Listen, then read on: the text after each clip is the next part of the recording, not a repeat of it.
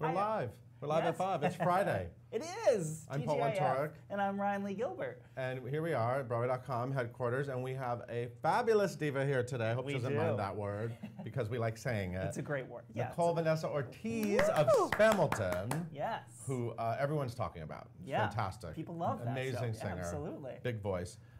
Anyway, and news. We have some news. Yes, we have Before the weekend, we have some news. What do we have? So, big news of the day. So, yesterday we found out that big news of yesterday. Big news of yesterday, late yesterday, but early today. So, we found out Warpaint is closing. We were all very sad. What's Patti LuPone going to do? But December 30th. Yeah, on December 30th. But we know what Patti LuPone's going to do. She's doing a gender-swapped company in the West End. She'll be playing Bobby. She'll be playing Joanne. That would be amazing. She's playing Joanne. I like that idea, though. You have Olivier Award nominee Rosalie Craig will be playing Bobby, and it's Bobby with an I now, not a Y. Right. And that's doing London's Gielgud Theatre. And Tony-winning director Marianne Elliott is going to be helming that. And that is almost exactly a year, September 26, 2018. That's hitting the West End. I do always feel better knowing what Patti LuPone's doing next, even if it's a year later. Right. You know, because it just makes me feel better. Yeah, absolutely. And we were talking yesterday. We were afraid is she never doing a musical again, or I know. So it's. But I think she said this role is too good to pass up. Obviously, now this brings up all kinds of questions, though. This gender swapping. It really does. Yeah. Because Company is one of those shows that everyone keeps trying to fix. Mm-hmm. Yes. Even though I think find it works. a new spin on it. I mean, I just saw it up in the Berkshire with Aaron Tveit. That's It was right. fantastic. Yeah. But you know, like they want to make Bobby gay. Is he gay? Is he straight? Yeah. And then remember Roundabout was gonna. They did a reading where it was all guys. Yes, all it was gonna be all men. Yeah. And then and now this the female. So I don't know what that means. Does that mean that the three are they lesbians now? You could drive a person crazy? Is that 3 guys? Or is it guys and girls? I don't know. It brings knows up what's happening. But of course, Patti played this role at Avery Fisher Hall. She did. And she sings The Ladies Who Lunch. At The Ladies Who Lunch. It's an amazing song. It's going to be incredible. I'm sure you've booked your flight already, right? Not yet, but I'll be there. SpongeBob SquarePants. You know, there's a musical of that. Yeah, I'm so excited. And it's coming to Broadway. And so there's an album. Yes. Now, I haven't dug into the album yet. Have you? I have not. No, a little. I've heard a few, but not a big. So they did this. They did it last summer in Chicago, and then they recorded the album soon after that. So actually, the album features the Chicago cast. Yes. Which is slightly. There's a few changes for Broadway. Nick Blaemeyer and Carlos Lopez were in it then. They're not in it now, and then it's a lot of the ensemble people. So it's actually that cast preserved, but the score is like a crazy score. The singer-songwriters they got to contribute to this is nuts. So like Cyndi Lauper, we know she writes musicals. John Legend, Panic! At the Disco, Sarah Bareilles, David Bowie, like I think the last song. I think of some of the last things he wrote. The last thing David Bowie wrote. Steven Tyler and Joe Perry of Aerosmith. It's kind of a crazy cast. I'm definitely going to listen to it this weekend. Special 2 LP vinyl version is coming out November 3rd because that's what everybody does. I love vinyl, so I have a huge vinyl collection. Everybody does the vinyl now. You have to do the vinyl. And of course, Broadway performances start November 6th at the Palace Theater. So this is going to be fun. Yeah, listen to SpongeBob this weekend. Bradley Cooper and Lady Gaga. We've known they're doing a Star is Born film remake for a long time. The release date has been pushed up. We're getting it sooner than we expected. Which is exciting. That never happens. This is super cool. No, we thought we were getting it September 28th, 2018, but now we're getting it May 18th, 2018. So 4 months earlier. Super cool. And remember, Anthony Ramos from Hamilton is in there playing Lady Gaga's best friend. So we get the movie sooner than expected, which is a turnaround for Hollywood. Usually things get postponed. They must have a lot of faith in this movie. I just wonder if there will be a Star is Born musical on Broadway, because there's been talk of that. And I know at one point Idina Menzel did some readings, I believe. Yeah. There's been versions of it swirling around. So I don't know, maybe Nicole Vanessa Ortiz will do it. That's Broadway. Right. Maybe. I don't know. So the Signature Theater is a great theater down in Arlington, Virginia, and they are doing Crazy for You. And they just announced that Danny Gardner, who was in Dames at Sea a couple seasons ago, and Ashley Spencer, who we love in Rock of Ages, Grease, Hairspray, the Last 5 Years film in her bra, if you remember.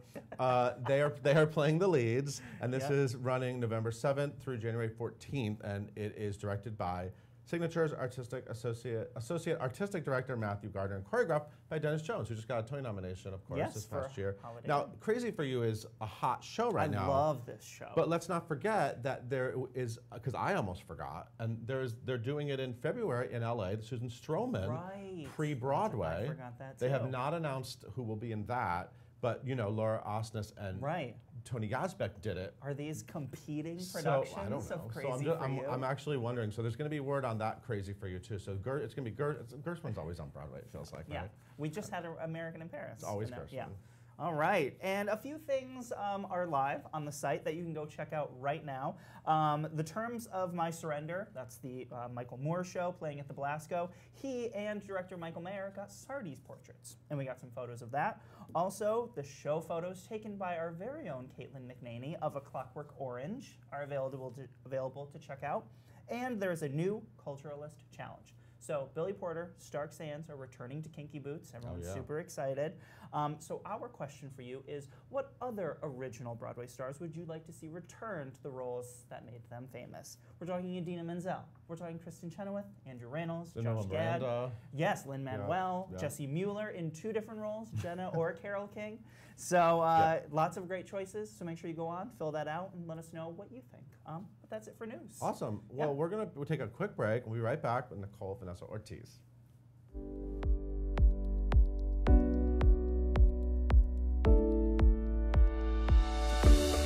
Hi, my name's Nicole Vanessa Ortiz. I currently star in Spamilton, and I am about to sing 3 dream roles off my Broadway bucket list. So my first dream role would have to be Angelica Schuyler from Hamilton. I love the journey of her character. I love the empowerment it brings to women all around the world, and I just wish one day I can have the opportunity to bring my version of that empowerment to women as well.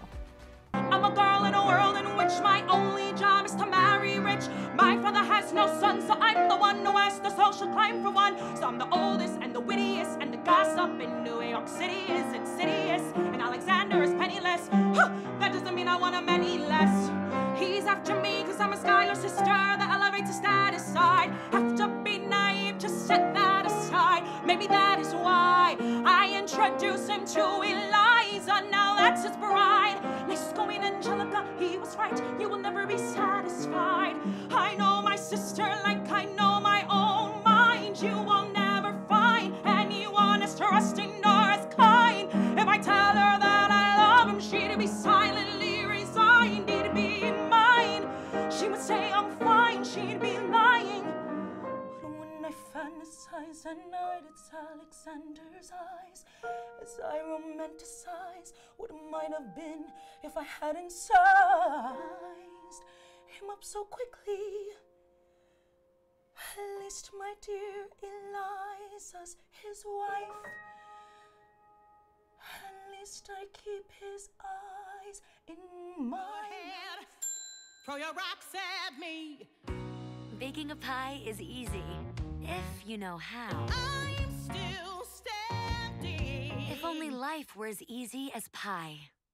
Waitress is a hit, raised the New York Times, with songs by Grammy-nominated artist Sarah Bareilles, an uplifting celebration of love and laughter. Sugar, butter, flour. Back at Live at 5, and oh my God, Nicole Vanessa Ortiz has joined me of Off-Broadway's Spamilton. You all know Spamilton. It's the Off-Broadway hit. It's like Hamilton, but Spamilton. A spoof. And you are the lady. You are the sole lady in this one, right? Yes, one lady and 4 guys. Wait, one lady and 4 guys. So is that fun, being the lady with the guys? It is fun, and it's also a little relieving too, because we still have the female guest diva who does a lot of the guest appearances. Right. But yeah, it's fun to like kind of do this comedy with them and just feed off of their comedic energy, and it gives me a couple of ideas for every night's show. It's always something new, you know? So you are a fresh face to this theater world. And so you joined the show April, you said, right? Yeah, April. Okay. So you've been there a while now. Are you enjoying the run? I am. It's really fun. It's really, really fun. People come into the show knowing Hamilton like really well, or like what's the audience at Spamilton? Well, the good thing is that the audience we get, they're familiar with Hamilton whether or not they've seen it. And a lot of people have listened to the album as well because it's gotten so much notoriety. I mean, a Grammy award-winning album, you cannot have heard it. So a lot of the people who come in, who haven't seen it but are familiar with the music appreciate the jokes and they appreciate the comedy timing. And then for people who have seen it, they appreciate it even more because then they understand the connections. Extra level. But it works for all audiences who have seen it or not because they're able to just follow a lot of the other Broadway joke punchlines that we have in the show as well. Because while we spoof Hamilton, we're also making a lot of passes at other shows that are going on in the theater community. You spoof a lot of ladies Yeah. in this show too, don't Yes, you? yes. So who are some of the ladies that you do? Well, some of the opening ladies that I do are obviously Renee Elise Goberry, Philippa Sue, and Jasmine, who originated the roles Yes, of the Schuyler sisters in course. Hamilton. But a lot of the other ladies that we spoof as well, which is really, really fun, are women in contemporary music like Beyonce, Jennifer Lopez, and Gloria Estefan. And we spoof them in this really funny number called, crap, I'm forgetting the song already.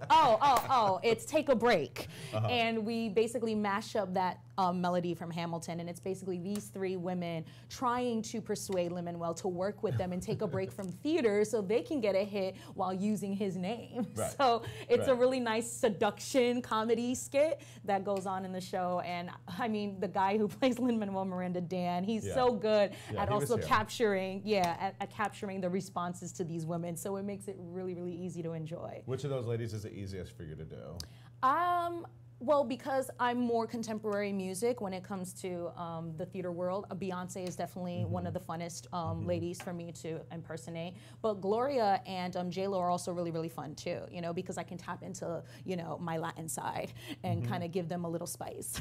So now, Beyonce has not seen the show yet, correct? No, but I heard she's been in the area. Well, but you know, because Ben Platt in this very room, I was talking to him, and he begged her on camera to come see the show, and then Oh my maybe see God. the show. I don't know, I'm just maybe it's just throw it out there. Well, Would you come lose your see the mind if you show. looked out? and You saw know what? Beyonce? Here's the thing. I'm going to share a little secret with you. I don't wear contacts during the show because it helps me not see the people, Wow. therefore not feel so immediately judged, but I Okay. can still look in different directions of the audience. So if Beyonce was in the audience, I probably wouldn't recognize her at first, but if I was told after the fact, I'd freak out. But don't tell me if she's there before the show, because then I'm gonna collapse and I'm gonna like go into my head and like think I don't know any of the lyrics. But yeah, Beyonce, we pay homage to you. We love you at Spamilton. So if you're still in the city, come check us out. Throw it out there. Yeah. So I love your story. I love your backstory. I love how you wound up here. This is really interesting. So you're from what, New Jersey? Or you're Newark, from- New Jersey. Okay, you're from the area. Yeah. And you discovered you could sing. You have a very big voice, by the way. Thank People you. should- that clip we just showed is from BroadwayBox.com. Thank You should you. check that out. There's some alphabet, and there's a lot to sort of take in. When did you realize you could sing like that? Well, when I was really, really young, I grew up in a very musical family. So the big story was that we had a Christmas karaoke party at my aunt's house. And it was my mother, my father, my grandmother, my aunt, and all of my cousins. And this was back in 1992. And I was like 4 around that time. So that's when the Bodyguard movie was out. And it was really, really, really, really huge. And I, you know, my God, I feel old. I was listening to the cassettes at the time. And I was learning this song on and off every time I would get, you know, driven home back from school with my parents in the car, but I never really actually sang it without Whitney's voice in the background. So at the karaoke party, we're doing all the Christmas carols, we're singing, you know, Jingle Bells and Deck the Halls, and I asked before we all leave at the end of the night, can I sing, you know, I Will Always Love You? It's a good Christmas song. Who did I Why think not? I was, right? not? So I went up there and I didn't know how to read. I was only 4 years old, but my memory, you know, my audible memory, I remember the melody and I remember Yeah. how the words sounded, and my aunt was in my ear whispering the lyrics from the screen to me. And by the end of the song, like all of my family were in tears, and my grandmother and my father, they were just like, okay, so here's the next step. And then you can imagine how it all played out in the end. My father, you know, he vocal coached me for most of my life, and he's also a singer as well. Wow. So I had a lot of great people in my life to kind of nurture me and help me kind of find my voice. But theater didn't really happen for me until high school, because that's when I went to the Performing Arts High School, and I Okay. kind of caught on to that theater bug. And then after graduating, you know, I sort of left it behind. Did and you never do shows in high school? Yeah, Like yeah, what? we did musicals, and Newark Symphony Hall is one of the second most popular theaters in Newark, New Jersey, aside from the New Jersey Performing Arts Center. And so I did a lot of independent community theater with directors like Lenora Rafa Brazel, who was the drama instructor of Arts High School, and African Globe Theater was also another very popular theater company. We did things like Dreamgirls. Okay. We did a Black Nativity musical. Okay.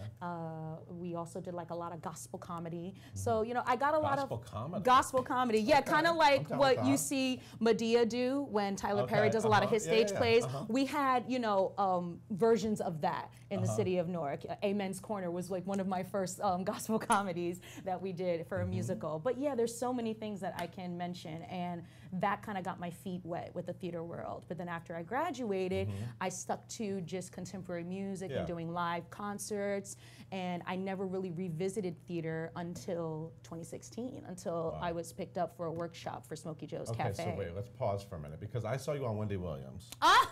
The Wendy Williams Oh, show. that's so... Right, that was like a moment. Yeah, it was That a moment. That was a moment. It was. You were in like a ring, like a box, like a And one of sing-off. my songs was a Lady Gaga song. Yeah, you and I, It which was, is like one it of my was favorite. crazy. I one was of my so favorite nervous. songs.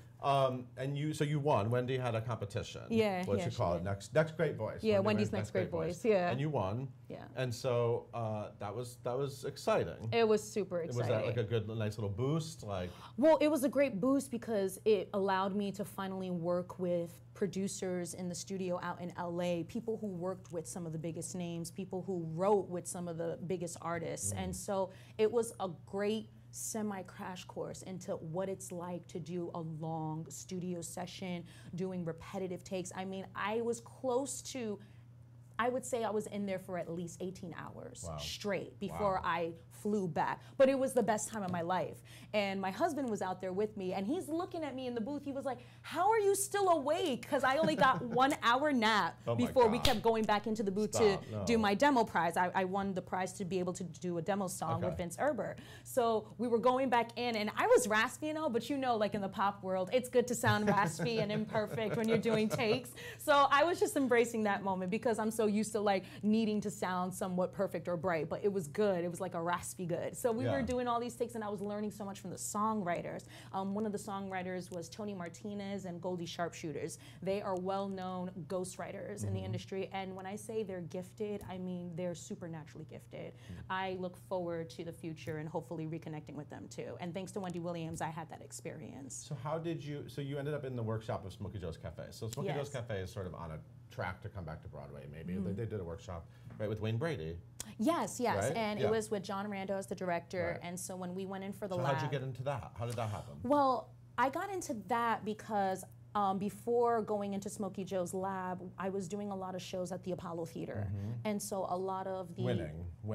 Well, you know, I mean, a lot Winning the amateur night at the Apollo Theater. a lot of what correct? people don't understand is that as grateful as I was to be winning in a lot of the finals that I was a part of, Amateur Night at the Apollo Theater is a year-long season. So I was always placing, and I never really got to the very, very end where I can, you know, take home the crown. But yes, still very grateful that I could keep placing with such a judgmental crowd, because that is the most judgmental crowd you will ever perform for. If you can make it at the Apollo Theater, you can make it anywhere. I'm serious, because they're honest. They're very honest, especially in Harlem. Yeah. But so through the Apollo Theater family, I developed really great family relationships with not just the performers and contestants, but the backstage hand people, the musical directors, the musicians. And one of the musicians, his name was Matt Stryker, and you know, he's toured with a lot of great people too. So I mean, sometimes I get starstruck knowing that I know these people, let alone I'm friends with them. Right. But he had me in mind when they were looking for people, and thanks to him and his belief in me, he passed my name down, and then that's when I got the email. And it went from one audition and to the next and to the next, to the point where I was just like, I don't even care if I get an understudy role. I just want to be a part of a Broadway situation. This would be big for my career. And then when I got the call that they wanted me to do a principal demonstration for their lab workshop, I was floored. I was just like, it's happening, babe. I was like, you know, everything's coming back into full circle, because I was working 9 to 5s just to pay the bills sales, and then whatever money I had left, save it for my music and try to invest back into my career again. Because for a while I was a little dormant, you know, and I think that's why the story on me appears interesting to people, because I wasn't really around for a while, and I was just kind of, you know, living the average adult life, just making ends meet. And now I get to do this 8 times a week. Now you're in a show, and now you're performing, and it's paying my bills. That's thank exciting. God. Congratulations. I'm so grateful, especially to Gerard Alessandrini. He's been so kind to me since the beginning of my journey with Spamilton. And when I got the call about Spamilton, I was also in the process of auditioning for other things. And when my agents had told me about Spamilton and it being a parody, I was like, ooh, comedy? I'm not funny on purpose. I'm like really only funny when it's at my own expense, like say if I'm tripping or if I'm falling somewhere. And so I was really nervous about them thinking I would be good for comedy. But I'm the kind of person who doesn't say really no to anything if there's really no downside to it. So when I said yes to it and I had my first put in, I was terrified. I was like, I'm not gonna be as funny as all these guys, because they allowed me to watch the show before the end of my audition process. That can be very intimidating. And I had watched it again when Dan was in, and at the time, Nicholas Edwards was the Davi Diggs, and Jawan Crawley, who's the genie standby in Aladdin, he was one of the male parts as well. And Claudia Yanez was also playing the role of the leading lady at the time. And that young lady, oh my gosh, she just went on to On Your Feet. So we just had a graduated Spamilton castmate. Fantastic. But I watched all these amazing people be not just great singers, but they were legitimately funny. And I'm like, this is intimidating. I don't know if people are gonna find me funny, because when I try, it doesn't quite land. You know what I mean? So Gerard kind of worked me through that, gave me a lot of good coaching about comedic timing and things like that. So after I absorbed all that, because I'm a quick learner, I like to absorb everything as it comes at me, then I started finding my own personal take on things. And especially with the J-Lo and the Beyoncés, that was really easy to be funny with. Because it's not to be taken seriously, you know? I obviously don't sound like Beyonce when I talk like her, but when I get really, really, really low, it's supposed to insinuate because she's a low-speaking woman, you know? So all those little nuances started to come into alignment once I got more and more comfortable with the show. Do you like playing in it's a small theater, so it's a very intimate, cool. It's cool to see shows in a theater that size. Yeah. What's it like going from the Apollo Theater to? I mean, Well, I'll tell you and you something. have a big voice. The Apollo Theater was a good platform to learn how to follow your instincts as an artist and as a performer, but this situation taught me how to kind of stay intact as a vocalist, because when you do Apollo, you're just doing that one show a month, you know what I mean? But when you're doing off-Broadway, Broadway, anything theater alike, you're expected to be on point 8 times a week. And that was also the other intimidating part of this, because the female track to Spamilton has a lot of singing. And I was like, okay, so all I know right now is that when I do that much singing, I just have green teas and waters and stuff like that. But when I realized how stretched my range was being pushed, I was like, okay, I'm gonna have to go on Google and look up Broadway articles. And I was looking up teas that all the Broadway performing artists were drinking. I was looking up oils, everything. Everybody in the cast teases me because they call me the tea mixologist, because I have this certain vocal potion that I've now come to terms with that helps me stay in shape vocally 8 times a week. Because if not, I'll be dead by Thursday. It's a lot of good pressure, but you have to be responsible. So this show has taught me responsibility, it's taught me about maintenance, and it's taught me about staying on point. And I have my cast to thank for being so supportive throughout the whole process. But you said your cats. My cats? No, I only have a dog. And I'm sure you have a whole level of respect now for the Broadway divas. Absolutely. Who do it every night, I mean, you sort of learn what they do. They don't have the advantage to have a pre-recorded track. You know what I mean? It's not even a different respect. They should be the most respected, you know, because they have to keep up with all of that demand, knowing that different people, and New York is a place that's visited from people from all over the world. So, that pressure can either, break you or make you. And I try to always wake up every day and give myself positive affirmations and tell myself, I'm in this situation for a reason. I can do it. I just gotta focus and keep up with what's working, you know? So Yeah, I've been learning a lot and having a good time. So do you want to do more theater now? Do you want to graduate? Listen, something, I want to perform. So theater is a part of that spectrum, you know, whether it's theater, whether it's film, whether it's TV, and whether it soon turns into a future of me as a recording artist. I don't turn any of it down. But as of right now, theater is looking like a path for me. So, awesome. Yeah. Awesome. I'm so excited for you. Thank Such you. a great story. And it's been so fun to get to know your voice. Thank you. And to hear you. You guys really have to look up those videos. I mean, like, there's a lot of good. Thank you so much. Good singing. And you're on social media too, right? Yeah, you just follow me at Nicole Vanessa Ortiz, and it pops up as Nicole V. Ortiz. Okay. So, really easy to find. Thank you so much, Nicole. Everyone, go check out Spamilton. It's at the 47th Street Theater off Broadway. It's right in the theater district. Yep, and we're on Thursdays to Tuesdays. Thursday to Tuesday. Yep. Thursday to Tuesday. Okay. We're off Wednesdays. It took me a second. Okay. Sorry. Okay, everybody, have a great weekend. We'll be back Monday with another amazing guest, live at 5. Bye. Bye.